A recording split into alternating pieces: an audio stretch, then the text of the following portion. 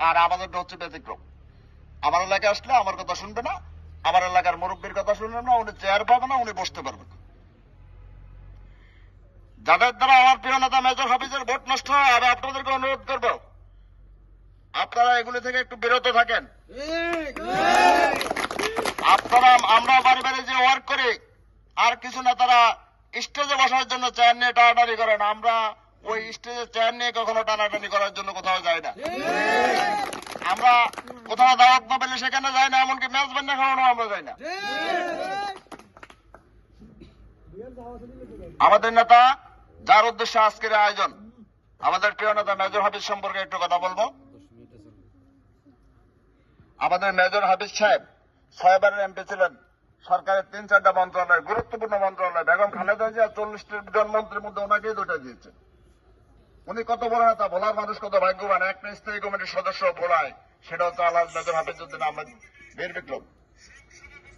অনেক সময় বলেন যে হাফিজ সাহেবের নাকি এটা শেষ নির্বাচন, আপনার কি আজরাইল নাকি? ওনাকে যদি আল্লাহ 200 বছর হায়াত দেয় আপনি কি করবেন? ওনার এখন তো বডি কোঅর্ডিনেট ভালো, বিভিন্ন জায়গায় যে কথা বলে ইনশাল্লাহ ভালো তো দেখি। তাহলে উনি আরো, আমার মনে হয় যেন আরো 20 বছর রাজনীতি করেন। কেন? ওনাকে তো ওনার সাথে অনেকে মরে গেছে, সেটা ঠিক আছে, উনি তো আল্লাহর মতো ভালো আছে। ওনার বাবা ডাক্তার আজহারউদ্দিন সাহেব, মরহুম আজহারউদ্দিন সাহেব, উনি 3 বারের আপনার এমপি ছিলেন। উনি বরিশাল যখন আমি গিয়েছিলাম, আমি একজন ডাক্তার দেখাইতে, প্রফেসর, তো ডাক্তার রুমে ঢুকলাম, ডাক্তার আমাকে জিজ্ঞাসা করলো আপনার বুকে ব্যাপক ঠান্ডা, যে আপনার তো ঠান্ডা লাগাচ্ছেন কেন, রাজনীতি করেন নাকি? তো আমি স্যার যে ছোটখাটো রাজনীতির সাথে আছি। বললো যে আপনাদের নেতাকে? আমি বললাম আলহাজ মেজর অবসরপ্রাপ্ত হাফিজউদ্দিন আহমেদ বীর বিক্রম। আপনারা তো ভালো নেতার হাত ধরে আছেন, সেখানে আরেকটা সার্টিফিকেট পেয়েছি আমরা। আপনারা তো ভালো নেতার হাত ধরে আছেন, আপনার নেতা তো সব লোক। ডাক্তার আজহারউদ্দিন সাহেব বরিশালে ছিলেন, তাদেরকে সবাই চিনতেন যে ডাক্তার আজহারউদ্দিন আহমেদের ভালো লোক ছিলেন। এই বরিশালের মানুষের জন্য অনেক কিছু করেছেন, বিনামূল্যে চিকিৎসা দিয়েছেন ডাক্তার আজহারউদ্দিন সাহেব। মেজর হাফিজউদ্দিন আহমেদ বীর বিক্রম সাহেব, তার কোন দুর্নীতির প্রমাণ সরকার পায় নাই, করতে পারে নাই। দুর্নীতি না করলে প্রমাণ করবে কিভাবে? মামলা হয়েছে অনেকের নামে, তার নামে হয় নাই। অনেক চেষ্টা করেছে, উদ্ঘাটন করার জন্য হয় নাই। ওনার সম্পত্তি একটা জনসভায় বলেছিলেন যে 5 আগস্টের পরে যদি দুর্নীতি করতাম তাহলে আমি 100 কোটি টাকার মালিক হতাম। এখন উনি আজকে টাকা পয়সা হয়তো বা দেখে গেছে, নির্বাচন আসলে তো মানুষ অনেক সময় বলে যে ভাই একটু চা পানি খাইতে হয়, দিতে হয়। আপনারা কি সেগুলো চান?